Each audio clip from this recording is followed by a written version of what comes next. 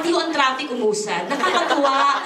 Lahat to, di ba sabay-sabay naman po yun, with good things come, dire-diretso na po yan. Di ba ho? So, natutuwa naman po ako at nabibigyan po tayo ng ganitong hindi ako masyadong magaling mag-Tagalog like si Mark.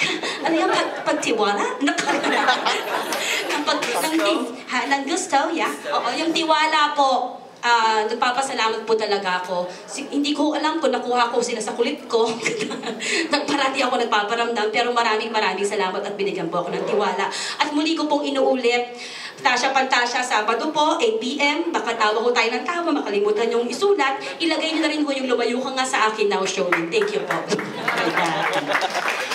So, hindi na muna tayo lalayo dahil kailangan ko na siyang tawagin. Let us welcome back the 20-year-old Swiss-Filipina actress from the Viva Artists Agency. She did around 20 commercials when she was a child, appeared in some shows from the top 3 networks before clinching a place in the all-female group Pop Girls along with Nadine Lustre.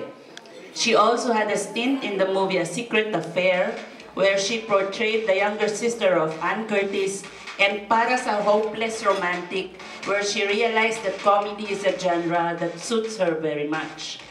Also, she played her first lead role in the horror film Chainmail alongside Meg Imperial, and her latest movie from Viva Films, Lumayo Ka Nga Sa Akin, with Herbert Bautista and Miss Maricel Soriano. Aside from being an actress, she's also one of the most sought-after VJs of MTV Pinoy. Now, it is her time to shine, as she was chosen to portray the iconic role of Carlo J. Caparas, Tasha Pantasya. So friends, let us welcome once again, Miss Shy Carlos.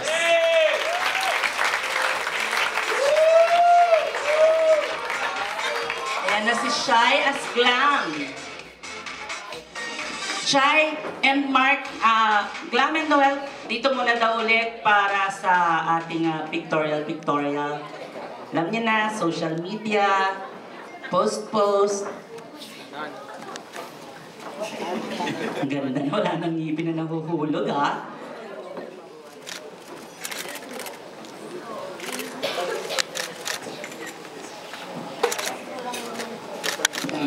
Left, center, and right. Para lahat nakakakuha ng magandang angle. Nagiging harot din ako. Yeah, paupuin na natin si Glam at si Noel, ang bagong love team ng TV5 at ng Viva. Ganda ni siya, yun. So now, ang ating susunod na tanong will come from Janice Navina. Good afternoon muna sa inyo. Kay Shy and kay Mark, since kay Mida, meron ba, gusto niyo ba na kayo yung nagpapantasya o kayo yung pinagpapantasyahan?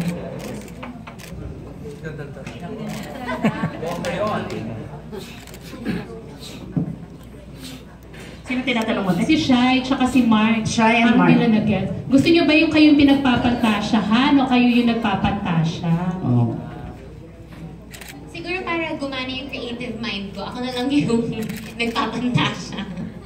So may pinagpapantasyahan ka ngayon? Ngayon? Hindi ko po, Si Noel. Si Noel. Hindi, totoo yan. Pag taping nyo, hindi ka ba tinatablan kay Mark? Hindi mo siya pinapantasya. Sabi mo kanina kasi gwapo, di ba? Opo, gwapo. Pero hindi pa naman ngayon kasi ngayon kaka-start pa lang namin ng taping, so focus pa ako sa character ko. So yun na naman. Kasi Mark. Okay naman sa akin yung siya ang siya nagpapantasya sa'yo.